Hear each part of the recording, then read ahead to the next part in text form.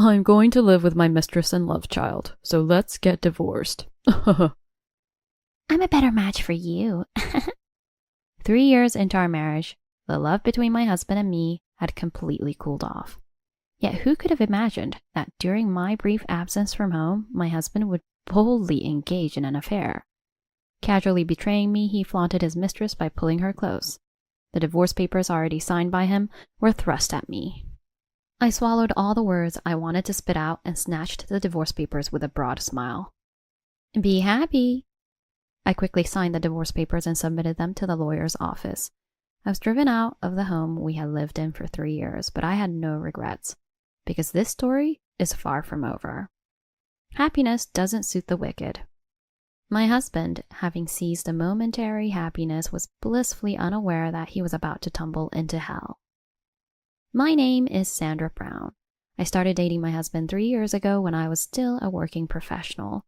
Matt, 3 years my senior, was mentoring me at work, and he was a well-regarded and charming man at the company. There was no reason to reject his advances. Our relationship progressed smoothly. As I purely enjoyed our dating life, I was stunned by a revelation from Matt just before our marriage. Actually, my dad owns the company. I haven't told anyone at work yet. This was literally jaw-dropping. Matt turned out to be the son of the company's president. I learned this significant news while we were on our way to greet his family. I felt like I was barely alive. I had braced myself for a stern atmosphere, but Keith, my father-in-law, was surprisingly gentle. I wanted my son to have a family and stand on his own as a man. If he's with someone like Sandra, I can rest easy. Encouraged by his words, I vowed to cherish this family for life. After our marriage, Keith gifted us a new house as a wedding present. This is all I can do for now, so please accept it. Eventually, I plan to transfer the land deed to my son. Maybe that will be a present for his appointment as the next president. Receiving a house and land as a gift was astonishing, yet I was determined to be a wonderful wife worthy of this family. But it was more challenging than I thought. It didn't take long for me to face reality in my new life as a newlywed. After starting our new life, my environment changed drastically. At Matt's strong request, I quit my job to become a full-time housewife. From now on, I'll be earning enough so you don't have to worry about our finances. But I expect it to get busier, so I'd like you to take care of the house. While I liked my job and wanted to continue, I had no choice but to comply with Matt's wishes. I resigned, celebrated by everyone at the company, and left my job. Married life was more mundane than I expected. I spent my days doing household chores and cleaning our slightly larger house, and before I knew it, it was afternoon. I quickly had lunch and went shopping, preparing a feast for the tired Matt returning home. Now that I had quit my job, I had nothing else to occupy my time. I kept motivating myself, thinking that as Matt's wife, it was right for me to do my best for him. However, my efforts gradually became a solo struggle. As I had initially been told, Matt's work became increasingly demanding and he started coming home later. It was not uncommon for him to return home around midnight, yet I always stayed up to ensure he could eat a warm meal. Welcome home. You must be tired. I'll warm up the dinner right away, so please wait. I'm not hungry tonight. I'm going to sleep. Matt headed straight to the bedroom without a glance at my cooking. Looking at the untouched food made my heart ache, but if he was tired, I couldn't complain. Instead, I decided to put more effort into making breakfast. However, Matt often skipped breakfast. When I mentioned that eating helps with work concentration, he frowned. Then after taking just one bite, he rushed to the kitchen and spat it out. Can you stop serving me disgusting food in the morning? I'm the son of the president, raised on quality food. Don't serve me cheap sausages. But right now our salary is about the same as an ordinary employee's, so we need to be a bit frugal. You make that face when I try to teach you something. It's more stressful to be at home than at work. Matt let out an exaggerated sigh and left for work without a word of goodbye. Left with almost untouched breakfast, how many times did I cry? Occasionally I felt lost, not understanding what I meant to Matt. It's okay. It's just that you're particularly stressed and irritable right now, right? Reassuring myself became part of my daily routine. For Matt's sake, I had to keep trying hard too. Thus, no matter how harshly he spoke to me, I always prepared a warm meal. If I did, maybe one day the kind Matt from our dating days would return and we could enjoy happy times again. Supported by such faint hopes, I continued as a wife. Yet Matt's coldness only worsened with each passing day. You just laze around at home making a pained face. You're gloomy and annoying. Don't forget you're living in a nice house because of me. As a vent for his workplace stress, Matt often hurled verbal abuse at me. Morning and night, his harsh words haunted my dreams. Matt is venting his company stress on me, but where can I release this stress? Forced to quit the job I loved, treated coldly by the man I loved, the negative feelings accumulating inside me felt as heavy as lead. 3 years into this frigid life, Matt was promoted to an executive position at the company. Surely at work he remained the wonderful man he once was. Knowing him as I do, I was happy about his promotion, but I also felt conflicted. Nevertheless, it was indeed an incredible achievement. Upon hearing the news of this promotion, I prepared a feast and waited for Matt's return. I had prepared some expensive meat and delicious wine that we usually wouldn't indulge in. Everything was set. Matt had said he'd come home early, so I was looking forward to the evening. However, he ended up coming home around the time the date changed. He had said he would come home early. Sitting in front of the completely cold meal, I had been waiting eagerly. Matt came home cheerfully, wafting the smell of alcohol, and upon seeing me, he burst out laughing loudly. Why such a gloomy face? Are you eating all this by yourself? You'll get fat like a pig. You said you'd come home early, so I made a feast and waited. Why did you go drinking without saying anything? Shut up. I changed my mind. I'd rather eat good food outside than have a terrible meal at home. As Matt walked past me, I could distinctly smell women's perfume on his suit.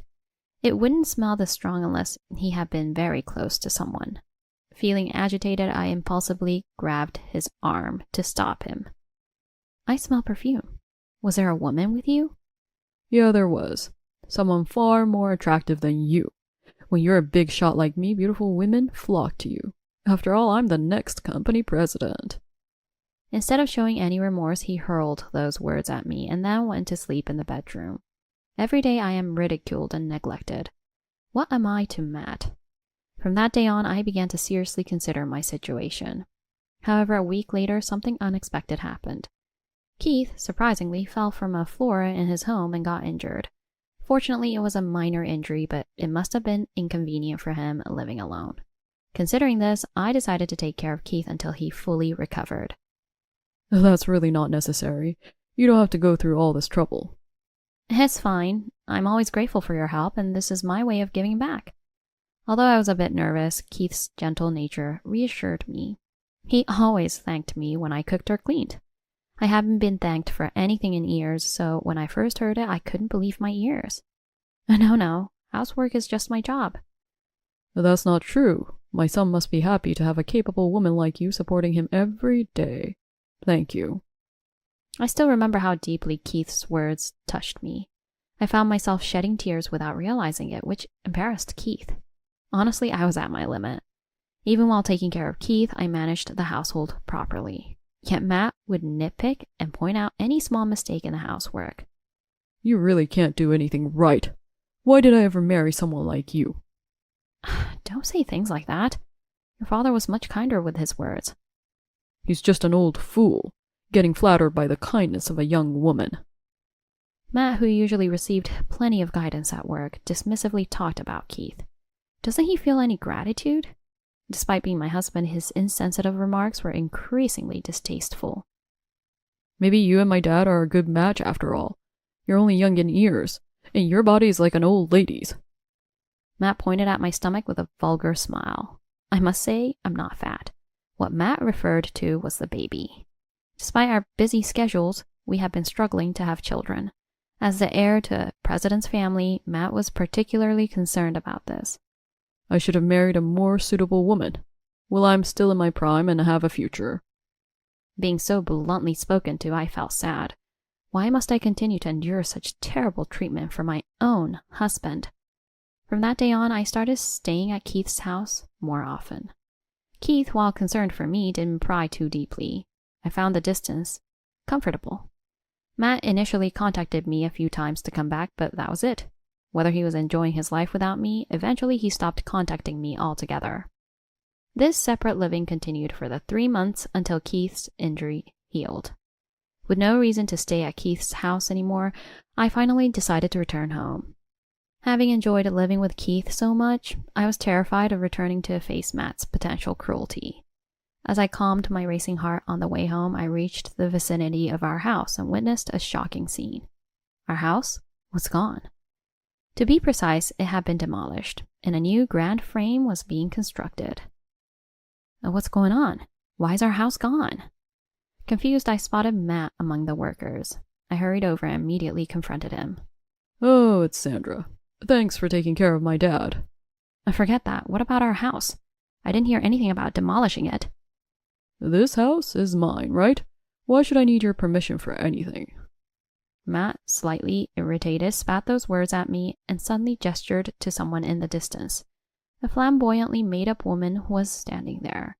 She ran over and clung to Matt's arm. This is Hillary, my new girlfriend. Cute name, right? Girlfriend? I couldn't grasp the meaning of his words. Ignoring my confusion, Matt continued. Hillary is the best woman I met at a bar. She's cuter and a better conversationalist than you. Perfect for a man like me.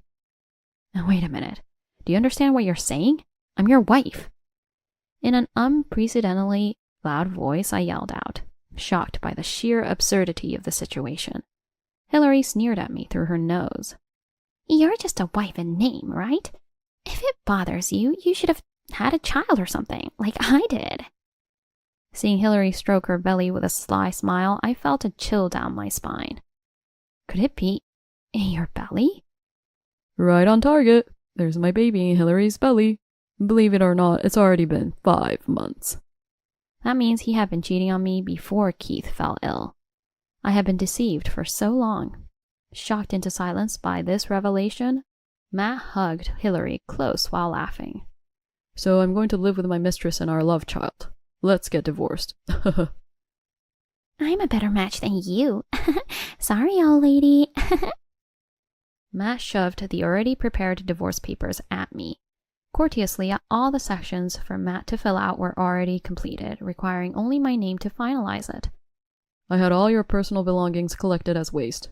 After all, I bought them with the money I earned. This house will become a new love nest for Hillary and me. Feeling disgusted by Matt's self-satisfaction, I was fully aware that our marriage had been completely cooled for the last 3 years. I had thought that we might eventually part ways, but I never imagined it would be thrust upon me like this. However, after being treated this way, I had no regrets. I took the divorce papers and immediately wrote my name. And be happy! Wanting no further conversation, I immediately turned on my heel. Behind me, I could hear the triumphant laughter of Matt and Hillary. They must think they're about to achieve the happiness they desire, thinking they can just get rid of me and be done? No way. Having been ridiculed to this extent, I vowed not to show them any mercy. I headed straight to the lawyer's office to submit the divorce papers. After that, I was now officially free. Right after the divorce, I rented an apartment nearby to stay. I had enough savings, so I wasn't worried about money. A friend helped me find a job quickly, and I got off to a smooth start. 3 months after the divorce, my phone rang incessantly during a break. Seeing the caller's name, my mood plummeted. It's Matt. What does he want now? I decided to ignore it, but the persistent ringing irritated me. Reluctantly, I answered the phone, and Matt started talking in a panic. Hey, where are you right now? What do you mean where? I'm at my new job. It's a nuisance during work. What do you want? Don't mess with me. The nuisance is on my side. Visibly angry, Matt demanded that I come to a nearby diner. I refused to meet him, but he threatened to call the police. Not wanting to cause trouble at the job my friend had helped me find, I reluctantly made time for him. In the evening after work, I arrived at the designated diner and was stunned to find Matt waiting there. He had ordered a massive amount of food and was eating it in a vulgar manner. The stares from others were chilly, and it was quite embarrassing to approach him. When I sat down, Matt, with his mouth full, raised his voice. You're late. Don't waste my time. He seemed as arrogant as ever, but he looked more haggard than before. His face, once greasy from eating out too much, was now dry and flaky. Sorry to interrupt your gluttony, but what do you want? I'm not free. If you have something to say it quickly. What? Acting high and mighty, you thief? Matt blurted out angrily. Thief? Me? After you took away my house, family, and happiness? What are you talking about? I'm talking about the land. Why did you inherit that land? Realizing what he meant, I remembered. The land Matt was referring to was where we used to live, a gift from Keith. But the ownership had remained in Keith's name until recently. It was supposed to be my gift when I became president, but when I checked, it wasn't in my father's name, but yours. You must have pulled some strings. Exasperated by his ridiculous accusation, I sighed. He probably hadn't confirmed this with Keith. I answered firmly. That land was inherited from Keith for your sake. For my sake? What do you mean? Matt, clueless, continued to question me without thinking. Half a year ago, when I was still caring for Keith, I had consulted him about my unbearable relationship with Matt. Then Keith has shared with me. He's always been a man who isn't satisfied unless he's in a superior position. I disliked that about him and hesitated to make him my successor. But you're having him study for the presidency now, right? That's because he married you and started a family. Puzzled, I tilted my head. Having a family should teach him compassion. I believed that through time and love with you, Matt would grow as a person. Keith knew about Matt's self-centered nature, and still hoped for his growth. However, the situation had turned out like this, and Keith was deeply disappointed. No matter the position, a marriage must be equal. Ideally, that comes from mutual care, but Matt seems incapable of that. Eventually, Keith came up with the idea of transferring the land ownership. The plan was for Matt to have the income and me the land to balance our power. But to inherit something so significant. If it feels too burdensome, you can pass it on to him when you feel he truly deserves to be your husband. For now, think of it as a safeguard to hold on to. After some hesitation, I decided to accept the inheritance. It's tough now, but if one day I can build a warm family with Matt, I'll talk about today's decision. And as a true vow between husband and wife, I thought I'd entrust this land to him. However, Matt betrayed me thoroughly and discarded me like trash. There's no way I could consider transferring the land ownership to such a person. On the day I was kicked out of the house, I consulted with Keith. He immediately responded. I can't believe my son was so foolish. Sandra, sell that land and use the money for your future needs. But this is your property, Keith. Shouldn't I return it to you? It's my fault for not being able to educate my son properly, and it's my responsibility for the hardship you faced. Consider it a parting gift from me, who was briefly your father. Won't you accept it? With my heart stretched tight from Matt's infidelity and the divorce, Keith's words finally snapped the tension. The only good memories of my married life, if any, were thanks to Keith. So I followed Keith's advice and put the land up for sale. I quickly found a buyer, so I no longer had to worry about my living expenses. However, having lost the land, Matt found himself in the opposite situation. Because you sold the land on your own, the newly built house has been ordered to be vacated. Our love nest is being demolished in just a few days. That's unfortunate. You should have checked everything before rebuilding the house. Why are you talking as if it's none of your business? You're a stranger now, so find a way to return the land to me. It was never Matt's property to begin with, so there's nothing to return. As I was rendered speechless by his absurd demand, Matt continued to hurl insults at me. Then a man approached us. He quietly sneaked up behind Matt and placed a hand on his shoulder. When Matt turned around, his face, which had been red with anger, instantly paled. Why is Dad here? Indeed, it was Keith who had arrived. When Matt summoned me, I had asked Keith to keep an eye on things nearby just in case. I knew Keith was in the diner when I entered, but I didn't expect him to join the conversation. I've been watching you. I'm disappointed, to say the least, Keith said sadly, and then sat down next to me.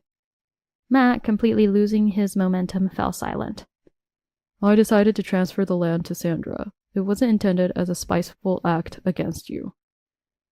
Then why would you do something like that? Do you care more about this outsider woman than your own son? For a short time, Sandra was my daughter too, and frankly, I've become disgusted even calling you my son. Keith's dismissive remark seemed to drive Matt to despair. Fight all you want, but what you've done is not how family should be treated. I wonder where I went wrong in raising you. Despite this, Matt confronted Keith. I've done everything for you, Dad. I went to college, worked hard, and even got married. For me? No, you were always looking not at me, but at the position of president. Under Keith's sharp gaze, Matt tensed up. He tried to smile appealingly, but it twisted into a grotesque expression. Because being president means being rich, and everyone respecting me. That's what being great is about, right? That's why I aspired to it. Unaware of Keith's saddened expression, Matt blurted out his true feelings. Perhaps he had never shown such an ugly face in front of Keith before. To me, this was typical, but to Keith, it was shockingly out of character. Being a president isn't just about honor. It involves the livelihood of employees, the happiness of customers, and the trust of the company. I wanted you to understand that, but it's a pity. Leaving those words behind, Keith placed a $100 bill on the table. You're probably going to make Sandra pay for the meal anyway, right? You've lost your home and fortune, and you're even struggling for a meal. This is the last duty as a parent. What do you mean by last, Dad? Someone like you isn't fit to be a successor. From now on, you'll start over as a regular employee. Be prepared, I'll be taking your title away soon. Why? I still have a lot of mortgage left. Reconsider, Dad. Keith's departure left Matt screaming in vain as Keith walked out of the diner. The silence in the diner was pierced by cold stares from around. I wanted to flee immediately, but Matt, grabbing the $100 like it was his due, began ordering more food. I'm better off without that crappy old man. And you don't think you've won. It's not about winning or losing, it's just divine retribution. Still, I have a lovely new wife and a child on the way. I'm far happier than some lonely old man and a sad divorced woman, that's for sure. His bravado was almost refreshing. I gave up on further conversation and stood up. Then, happy, Matt? Don't contact me ever again. I'll be claiming compensation for the affair through my lawyer. Yeah, do whatever. All you've got is money, no love. Go ahead and claim it, loser. Who the real loser is clearer than day. But I have no duty to teach him that. I truly hoped this was the last time I'd ever see Matt. That's what I thought, but 3 months later, Matt called again. Considering my previous experience, I decided to block his number outright. I thought that would be the end of it, but that night there was a furious knocking at my apartment door. Peering through the intercom, I saw Matt there. Wait a minute. How does Matt know where I live? I saw you walking in town the other day and followed you. I've been looking for you, so it was perfect timing. Now that he knows where I live, I might as well have no place to escape to. I was about to call the police, but Matt noticed and cried out in a pathetic voice. Hear me out. I've been reflecting. It was all my fault. Matt, who had always insisted he wasn't to blame, suddenly started saying this. I involuntarily stopped my hand from making the call. What now? After all this time of nothing but blaming me, you sure have some nerve. Don't say that. I was actually a victim too. What I learned next was a twist I had never imagined. The child in Hillary's belly? It wasn't mine. Hearing about the child, I remembered what Hillary said when I was kicked out of the house. Ah, the child of that woman who bragged about being such a good match? Yes, that's right. While she was with me, she cheated on me with another man. She's the worst, right? Has he completely forgotten all the things he did himself? Thinking this, I scoffed. You cheated too, yet you talk as if you're so righteous. You're no different. Don't be so cold. Weren't we in love once? His words genuinely made me feel sick. After everything that happened, my body has rejected anything to do with Matt. Don't ever say such disgusting things again. And here I thought you had something serious to say. What a letdown. No, it's a serious story. I was deceived into believing it was my child, and I even got married because of it. Rather, I'm surprised you were so confident you could have children. I decided to give Matt a piece of devastating news. I made sure he could hear me clearly. You were infertile, you know. Huh? Wait, what are you talking about? Infertile? What do you mean? Matt was confused. If he had valued family more during our marriage, it might not have come to this. He had always assumed the responsibility for not having children was entirely mine. After being blamed over and over, I even went to the gynecologist, thinking maybe it was true. That's when I was told that the cause of infertility was on Matt's side. It was treatable, so I suggested we undergo fertility treatments together, but he completely dismissed the idea. Don't try to blame others and shirk responsibility. It's all your fault, so you deal with it. After being told that, I no longer wanted children with Matt and stopped suggesting fertility treatments. So when I heard Hillary was pregnant, I had already suspected Matt was being deceived. I thought you'd never notice, but it seems you can after all. Why didn't you tell me back then? It's too late to do anything now. The period for an abortion has passed. There's nothing to do but raise the child as your own. You've made your bed, now lie in it. Still, Matt continued to make a fuss. He knocked on the door even harder. My situation is terrible right now. I don't know who the real father or the child is, and Hillary has other lovers and never comes home. To top it off, she despises me for being penniless. Matt seemed truly miserable as he spoke, but he still hadn't realized. He had always said the same things to me. When I agreed to quit my job for him, he laughed at me for being idle and enviable. He called me useless because I couldn't earn money. All things he had done to me. Yet forgetting all that, Matt continued his tale of woe. And it's not just Hillary who's dangerous, my brother is too. If I try to divorce, he comes after me because he's connected to the mafia. He beats me up every time. I can't escape. Please help me. He got involved with such a terrible woman. It's nothing but his own doing. I've really woken up. No matter what happens, I'll divorce, so will you marry me again? Now I realize how wonderful you, Sandra, truly were. So please, open the door.